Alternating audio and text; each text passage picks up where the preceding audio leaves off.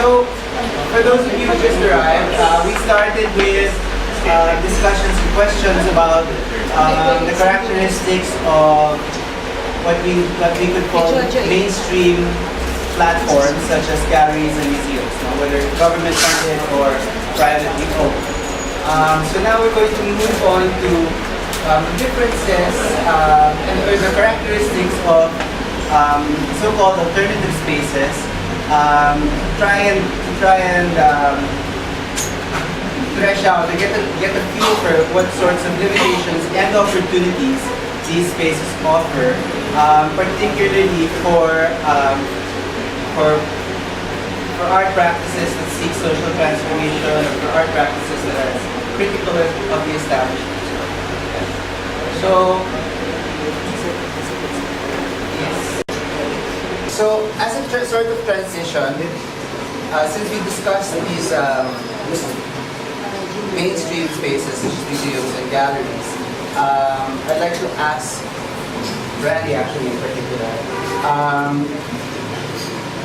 about alternative sites and whether or not, and how these stand in relation to the mainstream or to the institutions that we've been talking about earlier, and for example with Mark and Renan and Randy, whether or not you consider these alternative sites as just alternatives, or are they your primary, or perhaps given different points, given different periods in your practice, whether they serve as your primary sites of practice? Primary sites. Or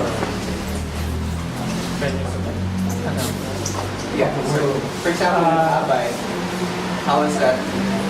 Were you also exhibiting in galleries? No, that part was mostly for in mass movements. So, marami. O kaya, comics, t-shirts, posters, and of course murals. Pero after Abay, I joined Manigariga. It was one experiment, jamming ground. Jamming ground, they were borrowed spaces. Hindi siya static. So we would show in restaurants. Sa tapo ko show homes, artist homes. Okay. So siguro marami rin kami shows sa iba't ibang spaces. So we could not afford to maintain a space. So we will borrow one for a certain period. Tapos, yun, ang musician. Tapos, sino yung, who were your publics at the time? Was it your friends, or was it? Yung mga kumakain sa restaurant. Okay. Yung pumupunta sa nakapag... Yung hindi talaga yun sa art scene. And we'll invite some people na galing sa art scene. Apart from the difficulty of maintaining a gallery space or like renting one out, what other considerations went into coming up with these borrowed spaces?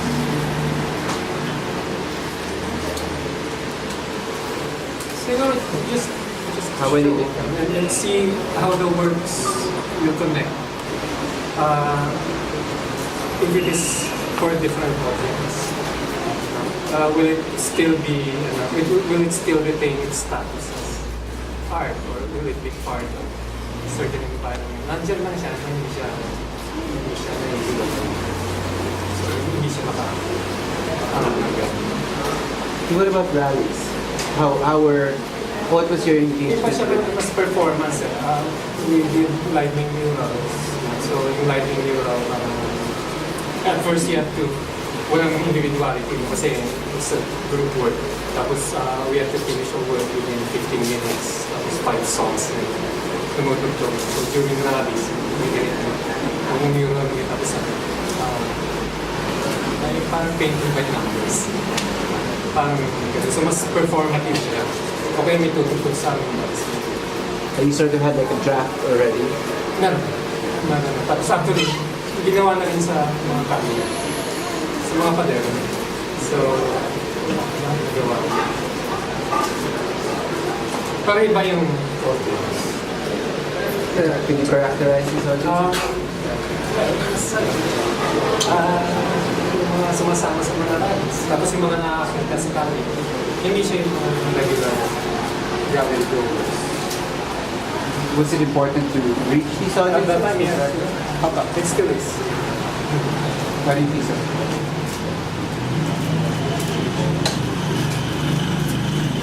It's to represent a certain sensibility. Or sympathy. So, or we are ayaw ko maging patronizing, sabihin we are with you. Hindi ganun. You inspire us to do these things. Parang ganun. We have this wish always that art would be more with like impact regular people, direct connection. It so happens that galleries and museums are designed that way. So, kailangan mo lumabas yun. So, there's always this skill that you're already parang co-opted sa system. Sa IC. So, it helps the memory. Good.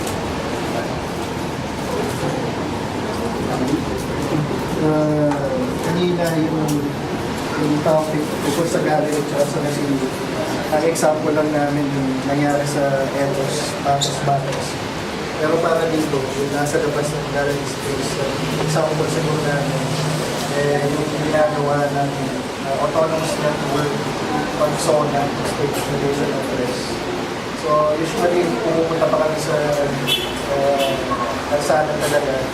At yung traditional FTs, tactics ang ginagawa.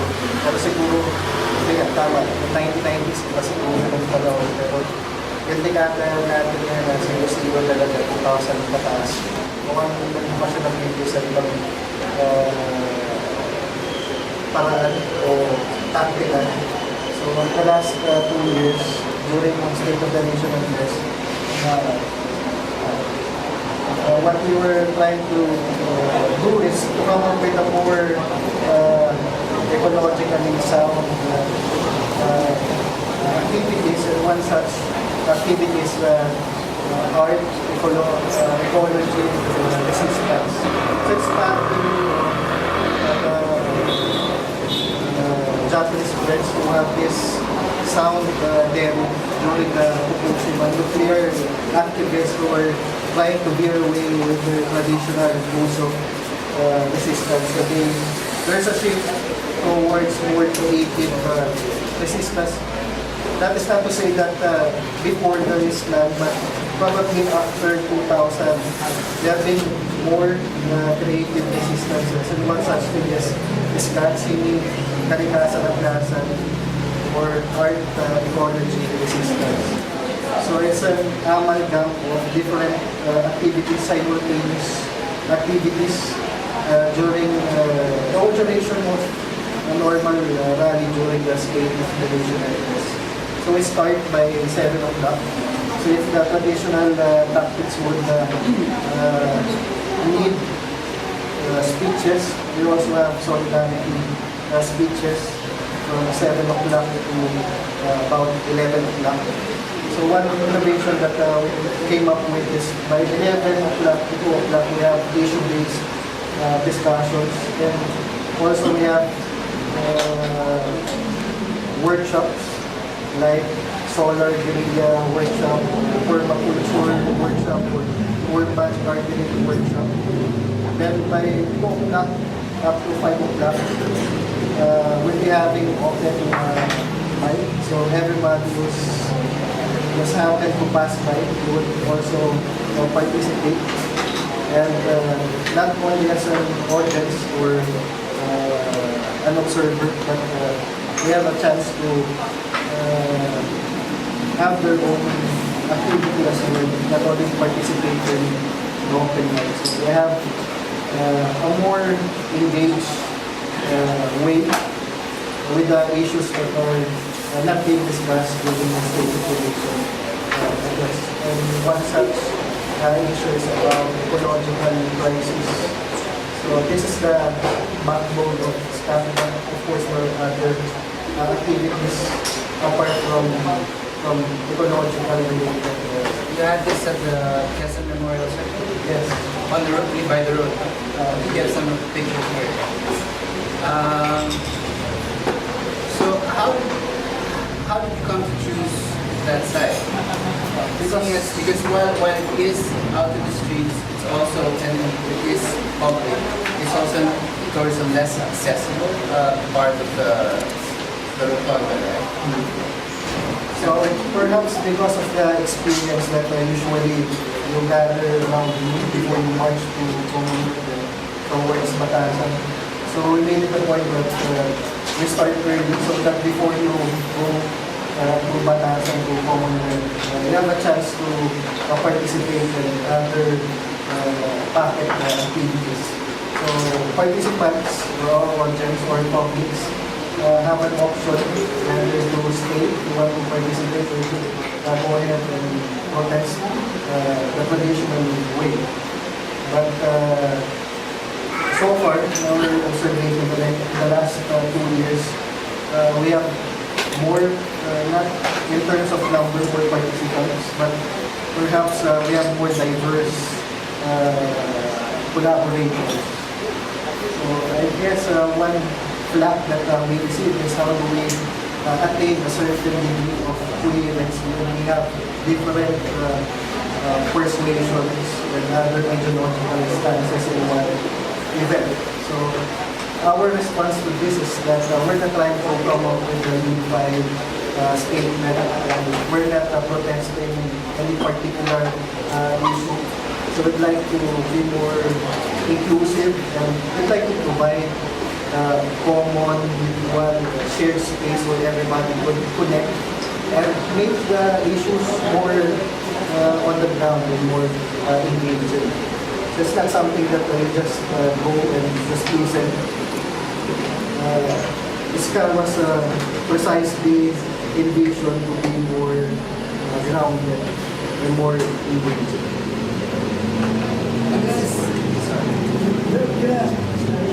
I'd love to know, like, when at it for it's been a long practice. Is there one specific artwork that you think succeeded better than others as far as producing a more grounded religion? Something that is being protested about. I think since there's ecological crisis that is reached already to that of we have to provide foods that you could be used in the household, be more practical. One of the better, we think that we succeeded is the setup of solar panels, especially during disaster situations. So during the time of Hayat, we were able to send and dispatch solar panels in area.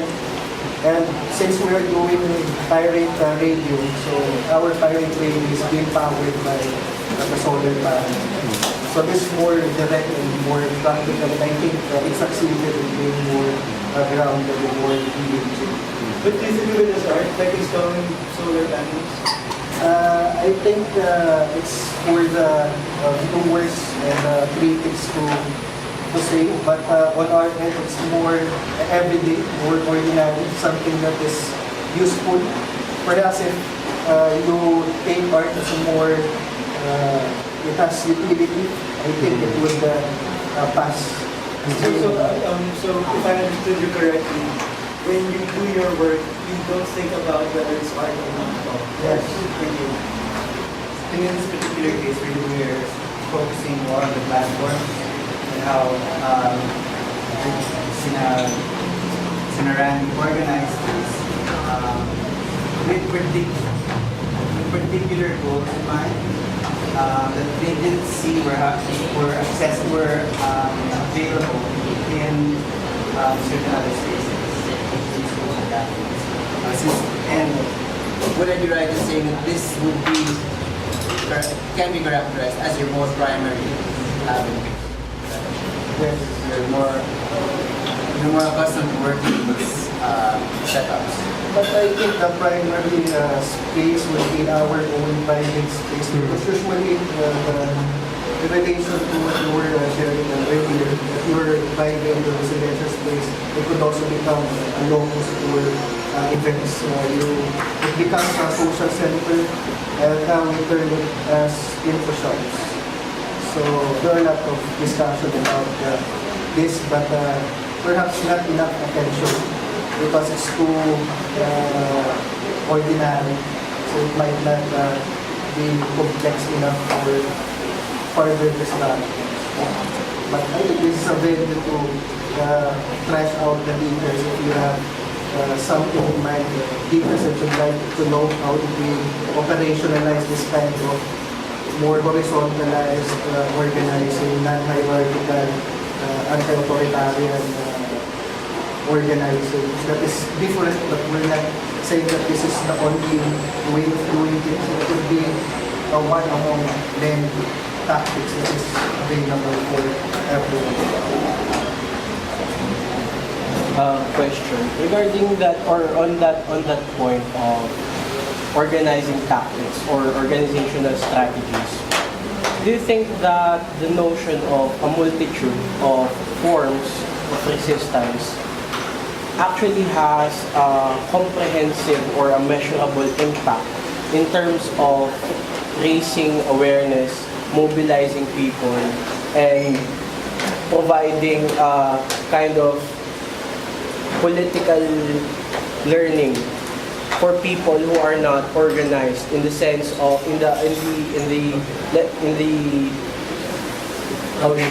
how should I say it? In the sense of authoritarian leftist notion of organizing. Do you think that, for example, Negri's concept of the multitude and how it resists the empire, that is, do you think that the ecological domain of critique within which SKA resists or forms its space of resistance or its autonomous space of resistance has a measurable and comprehensive impact in terms of how many people are made aware of the dynamics of capital's effects to society in the first level and then to the ecological balance, So as it were. because I come from a small island province that has been a victim of development. So we used to have mining, multinational mining company that is already closed down because of people's action. So I attributed it to traditional organizing, and that was my model before.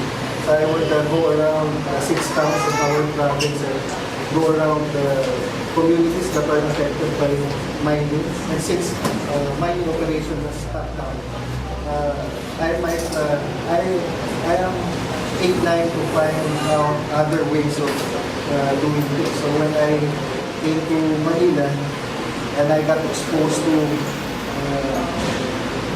for example, artist run spaces, alternative spaces. So this, in a way, gave us other tactics or creative means how to resist. So I think we can call it otherwise, we can call it by other terms, but in a more practical, everyday level. These are just forms what I make use depending on your means and your ends, you can make both ends meet. So I guess that for certain, SKA would fulfill this kind of category. But perhaps there are other activities that have been inspired by one such activity. So there might be parallel activities. I think there are there are similar activities or events that is already happening in Naga, in Bacolod, in Davao. So we cannot attributed to traditional authoritarian organizing. Perhaps it would be better situated in more creative resistance groups or autonomous groups. So, follow-up question. May I, Sorry. since you're trying to focus on less the qualitative impacts on, let's say, the individual's activities or frequent platforms or spaces, and more on how the platforms themselves and the spaces themselves are either more or less conducive to political or transgressive purposes. So let's try and focus on that. And so, for example, Eileen, you guys have also created. I have a question for Sir Abaya. Sorry. Can I just go to Sorry. Eileen? Yeah, so you've also had projects outside of museums and galleries, working with communities or in alternative spaces. How would you characterize, what sorts of gains did you see, or did you hope to achieve by leading so-called museum? Hope is the operative one. Just to dispel the myth that this is my primary, yeah, but it's not. I mean, in fact, I still teach within the State University, and the site was aimed at the State University. Kind of already clues you into the complications of the site that we were in, just the whole use that front. So, in a way, I think we're still on a very steep learning curve. But I think what we were trying to do at the very least was, on two fronts, was to perhaps bring some artists along the way in that on that journey, taking that learning curve. So I was a little stubborn about bringing artists who are not interested explicitly in working with communities into the project. At the same time, we try to mix it up with our artists that are inclined to work in that mode of work. So with that combination, the idea was that perhaps we could further open up the space between two major contending parties, which was the academic community and the informal settler communities that were living around the stud farm. So that I don't have big answers for you in terms of your comprehensive answers or measurability in that sense. I think ang ultimate goal namin at the end, and this is something I'm continuing to think through at this point, is that if the informal settlers are eventually eased out of these sites, then we would have at least helped them pick up some life skills along the way that they can take to these sites. At the same time, also may parallel na educating din the artists who are involved in looking at art making beyond the studio and beyond the gallery and museum system.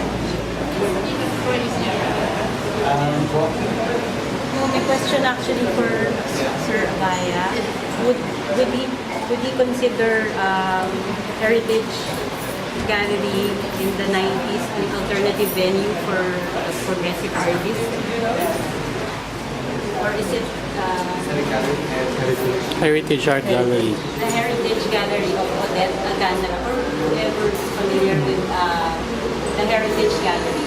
I don't think it was an alternative. Parang the way I was not, parang I did not, what do you call it, exhibit in that, but I was there more as an observer, as someone, as a viewer, if you like, as an audience.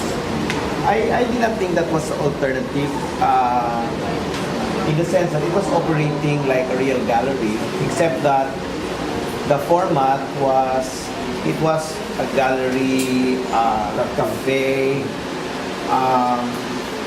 place for soirees,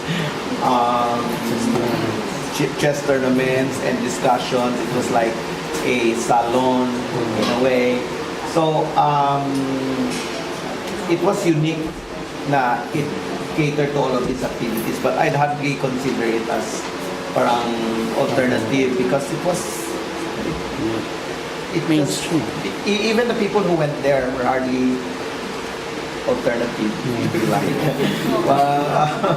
It was so big. It was so big. I mean, it was the regular artists, they're performing artists or visual artists. So parang hindi, parang to the best of my recollection, it did not have that parang impact with me or that it was an alternative space per se. No, I don't think so. It's hard to speak of an alternative space in the 90s. Only because in at that time, just being in the visual arts was an alternative lifestyle because there was no market to speak of. So if you were an artist, you were already alternative. You know what I mean? But now in the context of the burgeoning, art market here, then you create those little notches na, bebenta yan ng milyon-milyon. So, hindi na yan. So, nagkakaroon ng ganitong little segments, if you like. Yun. So, I guess it's really context at the same, also. From your experience working in these alternative venues and platforms, to what extent do you think they're resisted or accommodated by the institutions themselves in terms of validation? I mean, particularly with your experience of teaching or with publications or with, let's say, Pananaw, right? How did you extend coverage or did you include these cases in your surveys? Did they feature in the publication? We're talking about their network, For CMART or the activists or the streets or the activists? Kung Pananaw pinag-uusapan. Yes. If you're talking about Pananaw, yeah, there's been very little editorial management in terms of the funding. There's hardly any funding. So, yes, we've had, in a way, been able to exercise research.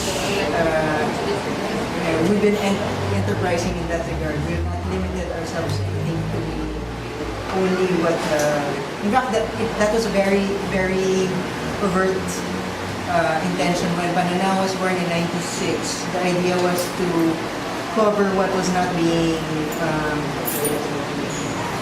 read or written about in the mainstream, which meant particularly Manila. So there were at least 3 volumes that were directed to art outside Manila. There was that. Sorry, you want to go into the teaching? Let's say the curriculum. Sorry, I'm wearing too many hats because I don't really know how to answer your question. But okay. I'm able to take from my different engagements to bring it into the classroom, definitely.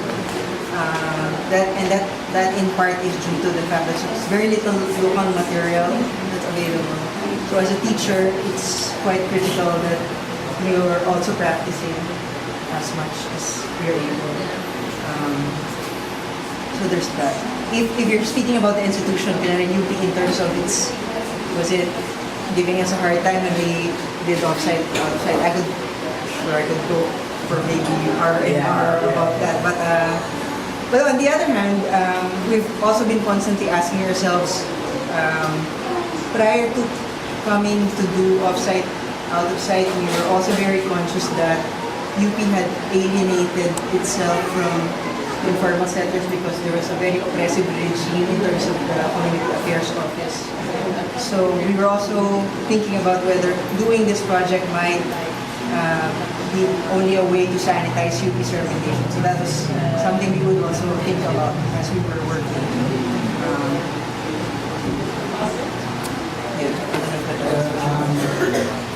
The same question, I guess, Leo. I mean, for example, John Perez's thesis project, which presented a very, very different model of working from that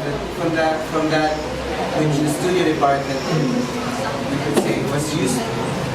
Was that you have a hard time like getting that off the ground, or did we get flat? Or is it- Si John did not have a hard time with me. Okay. In fact, I enjoyed working and being his advisor on that parang on his thesis project because it was something that I only learned, I only knew either in both intuitively and academically, having read pertinent books about it and having been exposed to it in graduate school, but not as an artist per se, but as a participant, but as a viewer. So it was very interesting because all the elements of Jong's work were there.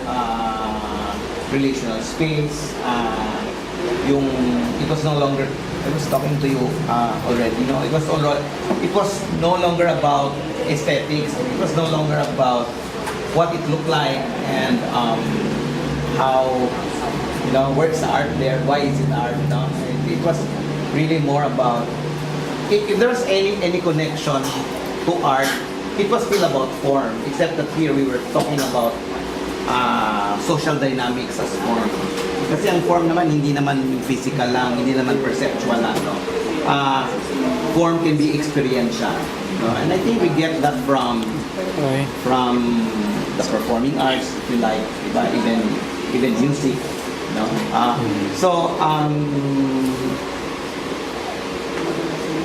Malaking pasalamat ako na siguro the personalities in the structure of the academic structure of the Department of Studio Arts, the people most likely to have parang censured it or proscribed it were already retired. So, parang malaking bagay yun, no? And then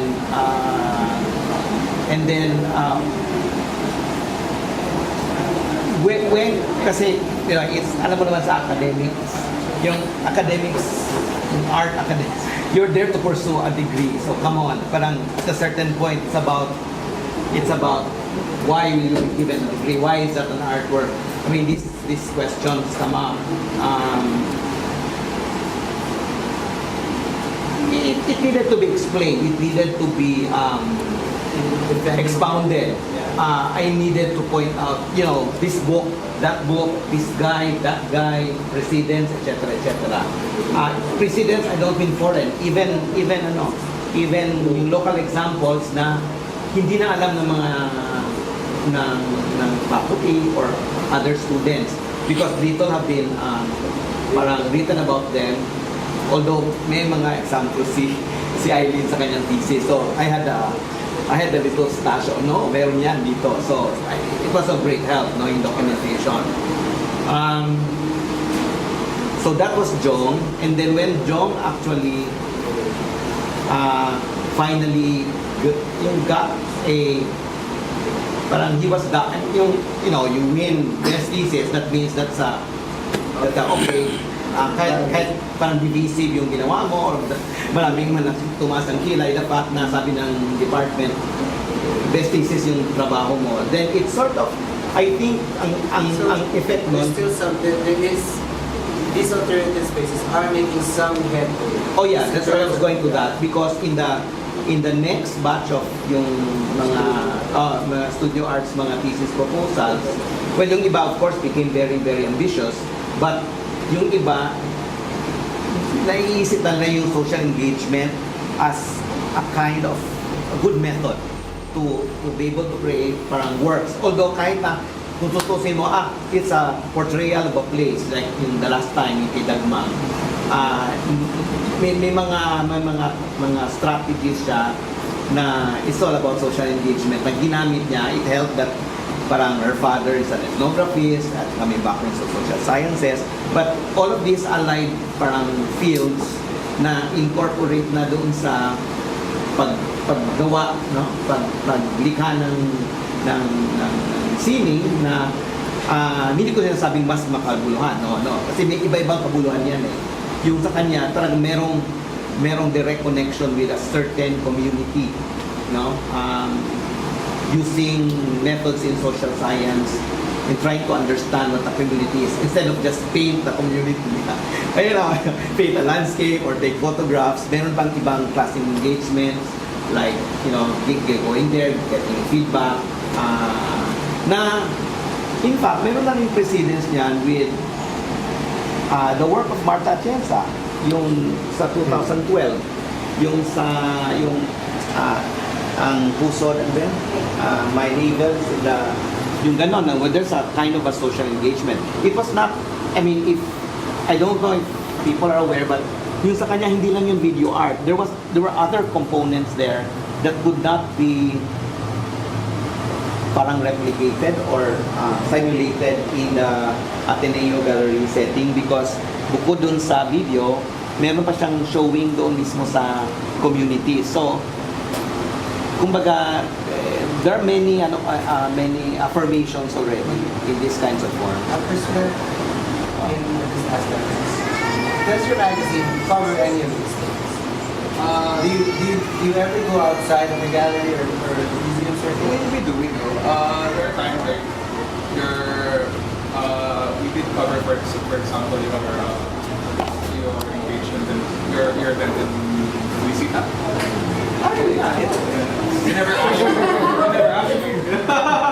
I'll show you the issue. But the challenge for us is learning about when these events take place and where we get the information. And we're already completely focused on art.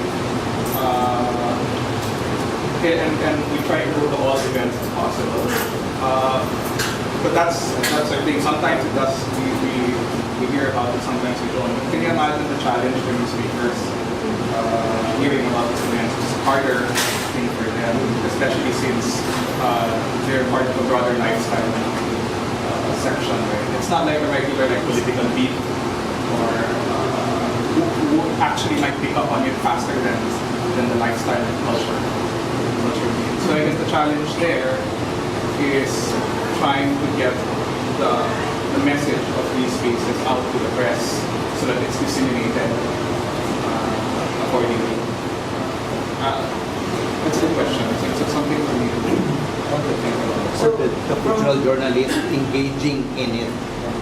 What's been mentioned so far, we were moving from the relationship between the institutions or the so-called establishment of mainstream and these alternative spaces. But as you've been describing these alternatives, it's becoming apparent that it's not just a space where you put whatever it is you do in the galleries already.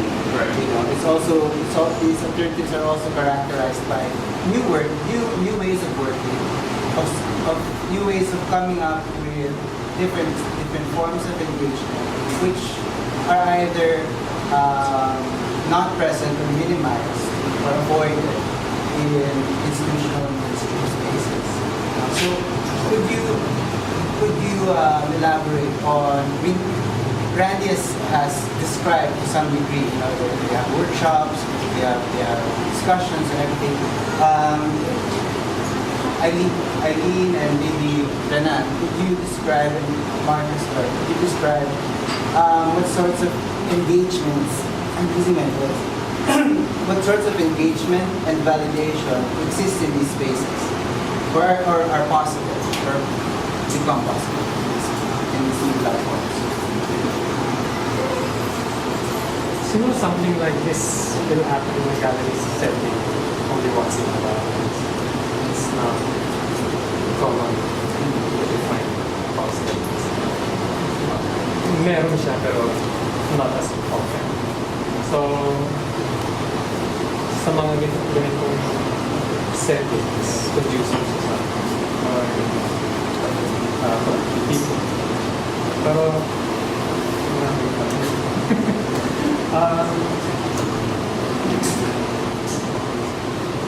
For example, when you would do the murals, did you also rely on, did you just show up and paint and then leave?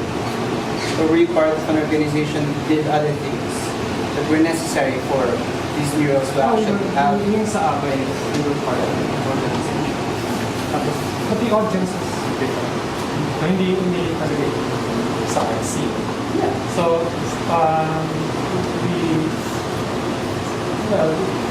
we accepted propaganda work.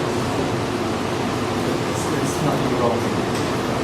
Even sa mundo ng art scene, we can declare this is propaganda. There's nothing wrong with it. So, nung time na yun, so, accepted na rin na iba yung magiging audience. Mahirap kasi sa art scene, babalikan ko lang yung gallery sa museums. I think politically driven art will always be uncomfortable. Staying inside these spaces. It will be right on the doorstep. Siguro kaya rin yun. It will enter these spaces and go out. If it stays there, it loses its potency. It made me feeling so it's good that it's a bit of an outsider feeling. And maybe I don't know if there was ever a time that was when it was dominant. Was it ever dominant sa art scene? No. Parang siguro may impression ng 90s na hindi gano'n. So, palitan yung administration sa CCP. Lahat ng 13 artists namin. SR. Baka sandali lang yun.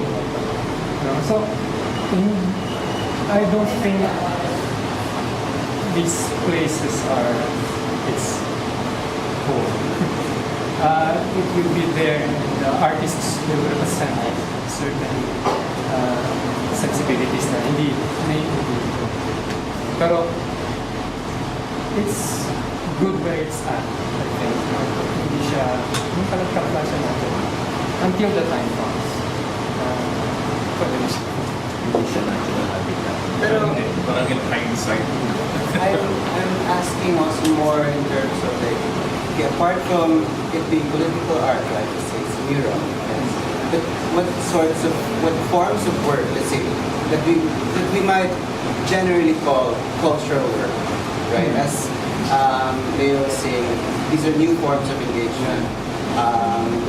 We're also playing with it. Like, we're also sort of like trying to get a grip and utilize the different dynamics and relationships.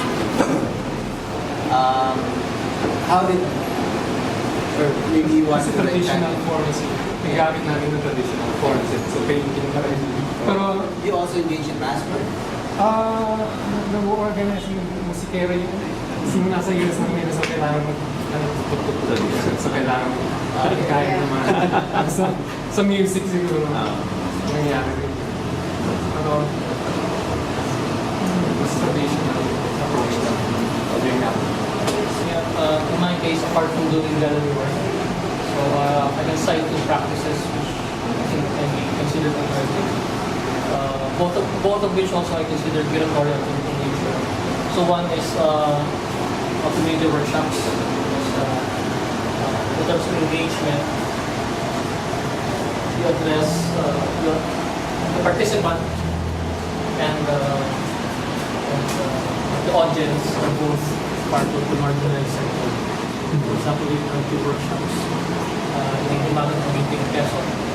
So I think it's a different from engagement because in the gallery work, the artwork, the practice different from the audience, where there's subject matter which are supposed to be marginalized. But in a workshop, it's like a framework. Another practice which Mark was mentioning, apart from traditional works, is managed to operate that digital gallery. I think it's a very different form of propaganda or social engagement. It's on a different platforms. It's in the internet, so it's online. And in terms of engagement, it's very different from the galleries. Because the galleries, you don't get to know who are the people who are opposed or for your political or social opinions. So, for example, in a political gallery, I think it's very obvious that there are many people who will comment on whatever they see in their online. I think may bata sa mga artists na some of the artists that you work with in outside or active here, are you interested in speaking? Yeah. Currently, medyo competitive attendance, medyo malaki yung attendance na wala. If you don't want to go ahead. If you want me na. Ayan. When? Actually, may tanong ako kanina kaya na nasagot ng Sir Leo. Yung tungkol sa yung how much of the alternative space should the artist bring to his art. Pero katulad nga nabanggit niya, like Martha, she doesn't only take materials from her side, pero she also makes sure that she gives something back. Siguro if I can add something lang, no? Especially for artists who are working on electronic materials, media. Isang alternative space, or I think yun yung mainstream sa kanila, yung shared laboratory and studios. Like for example, sila Tenan, yung mga nagpapagpag ng, ay kayo, no, ginagawa nila yan sa info shop. Yung pag-classify lang between the alternative side and the mainstream side, parang, kasi for electronic artists, yung studio, shared studio is the mainstream for them eh. If they are brought into the museums, parang nangyari sa info, parang yun yung alternative for them. So, I don't know really kung paano natin siya i-measure in terms of I think it would be effect or with the category of mainstream, primarily in terms of what is more widespread, dominant, generally accepted. Or whether it's in the books or as Leo was saying, luckily, the guys who thought otherwise had already retired. But you can still consider that these were ideas that were sort of like embedded into the institution, through years and generations of practice. So we can I guess safely distinguish alternatives from that. Naisip ko rin kasi yan na maybe for other artists who are doing practice with a different media, mas alternative sa kanila yung institutions. Kasi for example, yung negotiations, when you're doing electronic art and you bring it in a white cube, mas marami kang negotiations. You cannot just plug in your smoke machine because it will hit the smoke alarm. When I brought Renan's pajak in Vargas, we couldn't plug in the you remember the tayo, no? Yung how do you call that, Renan? Yung umiikot, yung ruleta. We couldn't plug it in kasi baka masunog namin yung buong museum. When I was doing Media Art Kitchen in Ayala Museum, I had to at one point we had to turn off the sound of live patches work because it's too noisy. Anyway, that's the term that was used, but that's the character of the work though. If we're in an alternative space like a warehouse, wala kami magiging problema. Kasi yun yung ano namin eh, yun yung, how do you call that? Yun yung space na, parang gano'n. Kaya lang, yun, that's what I wanted to share, na baka may ganong positive, may ganong reality na iba yung alternative sa ibang artists. Depende sa media. We have been organizing yung, what do you call it, the placard code? Okay, so could you discuss that? What were we doing at the park? What were we doing at the park is these placards. And it was streamed out on network. It's part of an international conference of progressive culture back in 2011. So part of that, there were activists from different parts of the world, mainly the Philippines, for that particular conference. And behind the conference, there are several topics involved, like issues like free education, against sexual discrimination, anti-interference of the US spaces. So what happened was we asked to reach out to different artists, most of the progressive artists, to choose which advocacy would they like to use as a placard. And they had those artworks fashioned into placards and exhibited in the artists.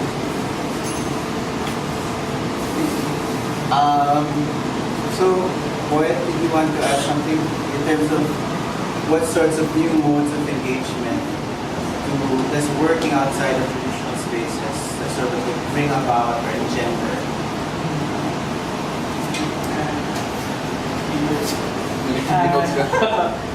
Dito, gusto ko lang i-share yung experience ko sa itong taong puti na nag-ship. Nung through Bakawan project, punta po ako sa Mindanao. Then, namin ko yung isang artist natin doon na performance artist, si Nick Aka. Dahil environment yung issue, so nagpunta kami sa mga mining sa bundok, sa bukid doon. So umakyat kami, tapos tinignan namin yung mga mining area doon. Tapos doon ko nga nalaman na yung Cagayan River, hindi niya na nakita yun na puti o tubig. Talagang ano siya, chocolate brown. Kasi nga, may minimina sa ibabaw. So 40 years na ata si Nick. So, higit sa dekada-dekada na yung ilog ng pagbibina doon. So, brown. Mula doon, sinikap kong i-engage si Nick. Perform tayo kasi Yolanda itong papasok. So, inayag siya, tol, ano tayo, perform tayo. Pero diyan ka, rito ako. So, sinimula naming tatlo, merong sa Lipa, sa Manila, at saka sa Cagayan de Oro. So, through text, tawag, email, yung concept ng putek, nilaro na namin. So, para pumutok yun, then yung 1 year, after a month, maraming sumali. So parang naging international pa nga, may isang, yung International League of People's Struggle, pinanawagan pang magkaroon ng isang event na gano'n. So, meron kaming 9 cities all over the Philippines na sumali dun sa pagpuputek. Yung 1 year ng so malakas yung impact. Tapos kahit dun sa mga artists, may malakas din impact sa kanila. Kasi first time niya lang mag-perform sa kalye. Yung isa nga, taga Iloilo, taga UP, dito sila. So, ang experience niya, sabi niya, di ko alam paano mangyari. Putik sila. So, pakiramdam niya, para akong natumihan. Pero nung nagputik na sila lahat, parang naiba na siya. Hindi na siya si ganito. So, tingin niya nga, hindi na siya artist. Siya yung naging art na. Kasi parang tinitingnan siya ng mga tao habang dumadaan through jeeps, ganyan. Tapos niya, alam niya na yung mga tao nag-iisip kung ano yung ginagawa nila. Alam niya, yung mga tao nag-iisip na babalik na lang sa Yolanda. At tingin namin, malaki yung naging effect na. So, maganda sa... Siyempre dahil mga cultural workers din tayo, hindi lang naman tayo parang simple tumatanaw sa canvas, kumbaga. In-interpret yung nakikita natin. Magandang bagay din na magpupunta tayo sa gusto nating topic. O kung lokal tayo sa isang lugar, importante halukayin natin yung ito lang. Marami pa tayong hindi nagagamit na medium na pwede talagang itanghal. Labas dun sa alam na natin sa gallery at sa museum. So, magandang bagay. Isa pa sana, yung ginawa, dahil di naman kami anti-gallery, So, in-invite kami ng Surrounded by Water sa kanilang anniversary. So, gumawa February yon, yung tema namin ay Film Amuar. So, gumawa kami ng malaking agilap na flash film yung So, yung intention namin na refugee na dinadala sa kalye, pinanada namin mula Santa Mesa na involved sa isang activity ng PUP kasi meron silang February Arts Monthly. Lakad namin mula PUP, Santa Mesa hanggang sa gallery ng Tinali. So nagstay yun sa sa pinali ng 2 linggo para sa exhibit. Then, diniretso namin yun ng March 8, yung women's naman na rally. So, parang gusto rin namin tahiin na yung mga pwede rin dalhin sa gallery, yung galing sa kalye. At yung galing sa gallery, pwede rin talagang dalhin sa kalye. Hindi ganun kadali. Hindi ganun kadali. Ayun, siyempre, yun po. Tapos meron kami yung bungo, kasi yung bungo naman namin, magandang bagay ito. Kasi yung EDCA, yung Enhanced Defense Agreement, between the US at sa Pilipinas, na napirmahan. Tapos dahil inaalala namin yung 1 million na namatay noong Vietnam War, so yung bungo, kanya-kanyang paraan ng paggawa ng bungo, tapos kanya-kanyang basket. So marami nagpa-participate yung Pilipinas po, kasi target namin 1.5 million ng bungo na i-propose sa Parliament. Since nabanggit mo, since you mentioned, yung iba't iba, or these different let's say, technologies or media that we have yet to maximize. I think even in our case, we really haven't maximized even just like getting the attention, just the mainstream media. I'd like to ask Randy to talk about like yung radio team and also your do you also how active are you guys also on the web? How you utilize this? So I think prior to John's social scholarship work, we were engaged in independent media centers. So we were trying to come up with contents. But this was the time during PJA's regime, during the time of 9/11, during the time of Zine media. We're trying to shift from tactile media to a more online, more accessible format. So, did not succeed in our own assessment. So, we were not able to sustain IMC. So, we tried to come up with another viable option. This is where online radio comes in, inspired by pirate radio, Radio Alicia. So we were trying to make use of available technologies, in particular media technologies that is available to everyone. And this is how Radio Team started. And WSK-FM also tried to help out work and how to improve the radio program. So our process is, since we stay in different locations, we don't have contact, we don't meet face to face, so we utilize Ustream, we utilize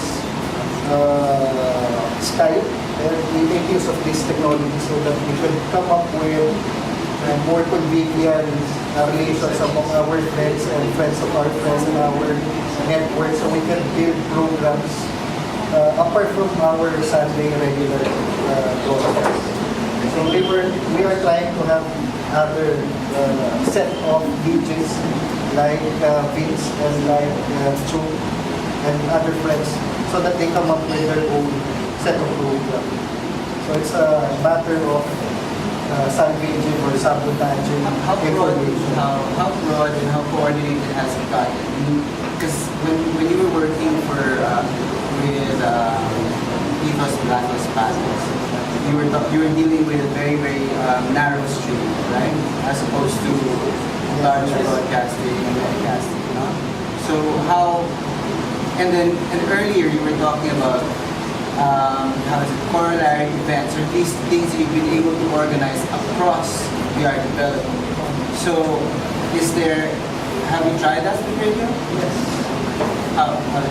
The process is usually, because I also work in the academy, but right now at the moment I don't, so I have more time going in and out of these events. So during the time of IMC, we're not really trying to cover or trying to take the function of mainstream media. So we're not there to just observe and to participate. What we are, usually what we do, we come up with these activities ourselves. And we try to come up with situations that we would like to cover. So, for example, this kind of event. If it's not for the podcast, that we go to reach other audiences. Across the archipelago, we have friends from other places. And usually, we make use and utilize this kind of medium so that we could coordinate packet activities and so that other people who are from that place could also participate if they happen to be the same or nearby Question to Mark Dago. Just wanted to share the like these items. What I wanted to say is that I thought that your question about new forms of validation is really brilliant, especially because I think one of the worst things that happened of late with us is what validates a piece as art is basically the purchase of the gallery system. And I think it's ridiculous and stupid. So the fact that those practices, the guys that the kind of work that you people present, I think it's I don't know what the word is, but I think that it's so potentially the strongest case, the strongest case in which to question the idea, the really stupid idea that once something is bought or it went off some auction, art machine. Because it's really stupid and I don't think that it's in any way intellectually defensible to think that it is the marketplace that calls the shots. So, briefly, could you... Thank you, Mark. Briefly, could you guys sort of like try and come up with, or at least what limitations or setbacks come to mind, or have you experienced in working outside with these, within these platforms? Or is it a long list? Yeah, It's a long list. Okay, let's move on to Popeye, because we have very little time now. Oh, okay. I was going to say something about so I'm starting to realize that in this discussion that alternative spaces is one. It's also indicative of how media is sort of, because I'm latching onto what Mark said earlier about many of these spaces being fleeting, sort of temporary, right? So it's difficult for mainstream media to, and they're also very interactive. They're also, so it's very difficult for mainstream media to be an avenue for mobilization. But as an alternative form of dissemination, I'm sensing and I'm seeing that social media and the internet is actually becoming more and more a more important platform for these things. It's something that I have to recognize as editor of a mainstream publication. I think that's also that's a wider problem in media as a whole, right? I mean, how do you record and how do you disseminate massive amounts of change that's happening, right? So.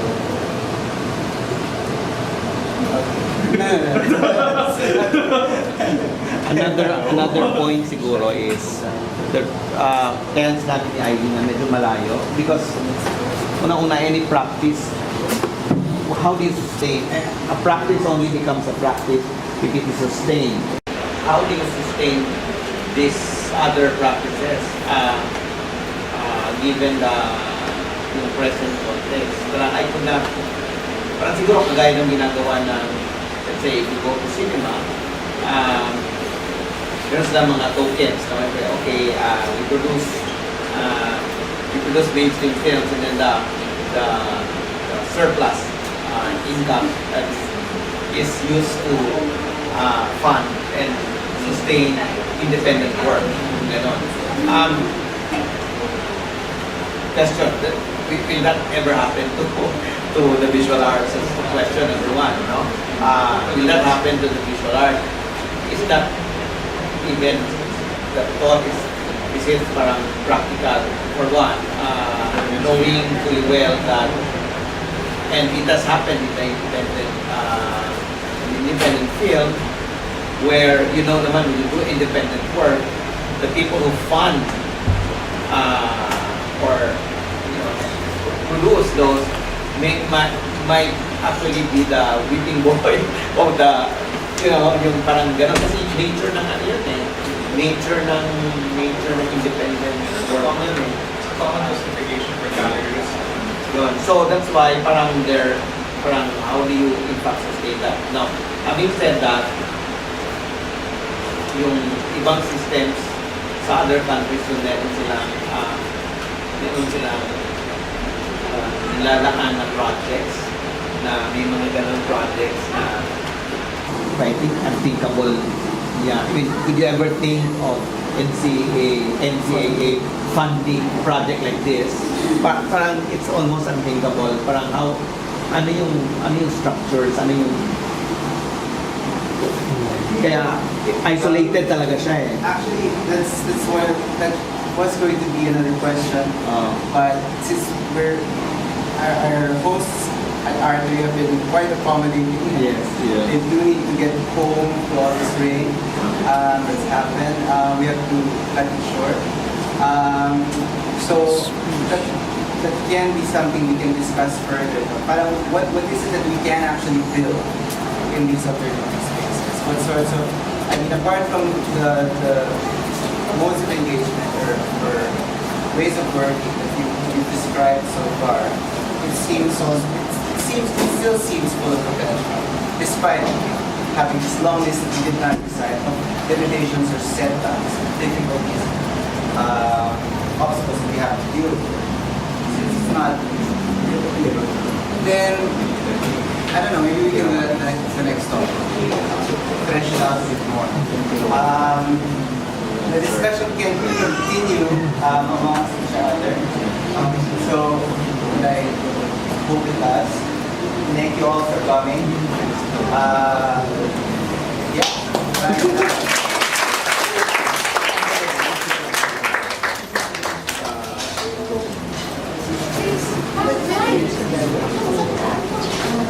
Let's make a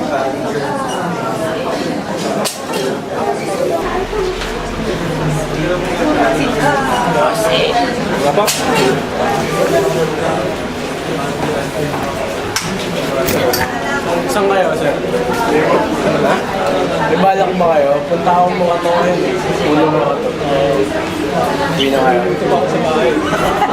Ako di pa naghugas ng plato eh.